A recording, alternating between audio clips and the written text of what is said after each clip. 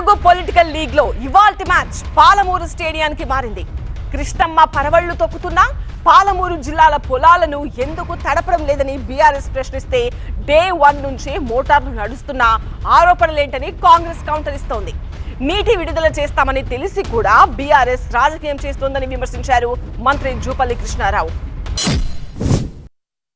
Krishna నీళ్లపై BRS Congress మధ్య మాటల యుద్ధం పెరిగింది. ఎగువన కురుస్తున్న వర్షాలతో జూరాల నుంచి 2,30,000 క్యూసెక్కుల నీళ్లు శ్రీశైలం ప్రాజెక్టుకు వస్తున్నాయి. ఇప్పటికే 160 టీఎంసీల నీళ్లు శ్రీశైలంలో ఉన్నా కూడా ఎందుకు విడుదల చేయడం లేదన్న మాజీ మంత్రి నిరంజన్ రెడ్డికి కౌంటర్ ఇచ్చారు మంత్రి జూపల్లి కృష్ణారావు. రైతులు ఒక్కొక్కరు వాళ్ళ కళ్ళల్లో 1000 ఒత్తులతోనే ఎదురు చూస్తున్నారు, నీళ్ళు ఎప్పుడు విడుదల చేస్తారని. పాలమూరు రైతులు ప్రధానంగా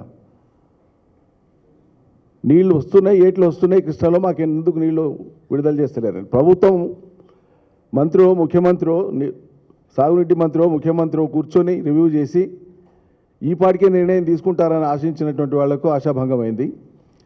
ముఖ్యమంత్రి ఆ పని చేయలేదు, నీళ్ల మంత్రి మాత్రం అసలే ఆ పని చేయట్లేదు. ఆ జూరాల దాటి 2 లక్షల పైచల్ క్యూసెక్లు రోజు కిందికి పోతూ ఉంటే జూరాల మీద ఆధారపడేటువంటి లిఫ్ట్లను స్టార్ట్ చేయరు.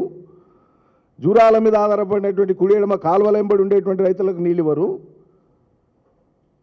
నీళ్లు లేవు, చూస్తాం, వస్తావో రావో అని మాట్లాడతారు. ఆయనకు మతిస్థితి ఉందా? డే 1 నుంచి మోటార్లు నడుస్తూనే ఉన్నాయి, రిజర్వాయర్లు నిండుతూనే ఉన్నాయి, కాలువ ఓపెన్ చేయడం జరుగుతూ ఉంది. అది జూరాలైనా భీమైనా నెట్టంపాడైనా కూడా కలగకూడదైనా ఇంకా వాళ్ళు చేసేదే ఉంది. ఓన్లీ రాజకీయ పబ్బం కోసం మాట్లాడే మాటలు ఇవన్నీ కూడా డేట్లు వ్యవహారాలు తెలుసు కాబట్టి వాళ్ళకు ఒక పూట ముందు పోయేసి అంటే జూరాల కూడా ఓపెన్ చేస్తూ ఉంటే మేము పోతున్నాం అని కింద అంటే 1 గంట ముందు పోవడం, మేము చెప్తూనే చేసిన కింద, ఇవన్నీ కూడా లంగకూతలు, ఇవన్నీ కూడా కేవలం రైతాంగాన్ని మభ్యపెట్టే మాటలు మాట్లాడుతున్నాం.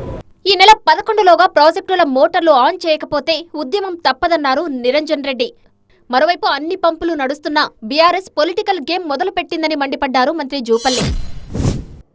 లాంఛనంగా మొక్కుబడిగా ఏదో నడిపి మళ్ళీ బంద్ చేస్తామంటే కుదరదు. నిరవధికంగా మోటార్లను నడపాల్సిందే, నీళ్ళు ఇవ్వాల్సిందే రైతాంగానికి. లేని పక్షంలో తక్షణం మీరు నీటి విడుదల చేయకపోతే అన్నీ స్టార్ట్ చేసి 11వ తేదీ నాడు మా పార్టీ వర్కింగ్ ప్రెసిడెంట్ కేటీఆర్ గారు నార్లాపూర్ రాబోతున్నారు. లక్షలాదిగా రైతాంగం కదులుతారు ఎక్కడికక్కడ.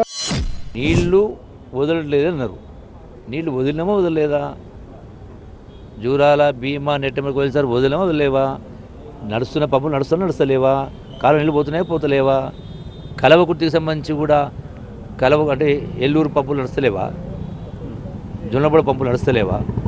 గుడిపల్లి గట్టు పంపులు నడుస్తలేవా? నడుస్తున్నాయి కదా. నేను అందుకనే మీకు ఈ ప్రాజెక్టుల గురించి జిల్లా రైతుల గురించి మాట్లాడిన అయితే కరెక్ట్ లేదన్నా, ఎందుకంటే ఒక్క రిజర్వాయర్ కట్టియలే. పాలమూరుకు కాంగ్రెస్ చేసిందేమీ లేదని బీఆర్ఎస్ విమర్శిస్తే మహబూబ్ నగర్ జిల్లాకు అన్యాయం చేసిందే గులాబీ పార్టీ అని రివర్స్ అటాక్ కు దిగారు మంత్రి జూపల్లి. పాలమూరుకు నీళ్ళు లేకుండా నేను ఎండబెడితేనే శభాష్ అని చంద్రబాబు నాయుడు అంటాడని రేవంత్ రెడ్డి అనుకుంటున్నా తెలుస్తలేదు.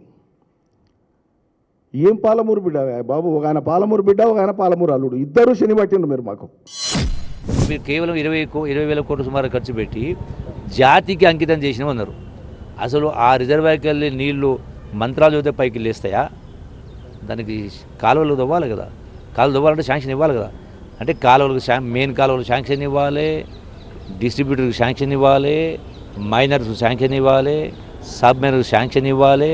శాంక్షన్ ఇవ్వాలంటే ఎస్టిమేట్ చేయాలి, శాంక్షన్ ఇచ్చినాక టెండర్ పిలవాలి, కాంట్రాక్ట్ పని చేయాలి. అసలు మొదలే పెట్టలే కదా, ఇవన్నీ ఏమి శాంక్షన్లు ఇవ్వలే కదా.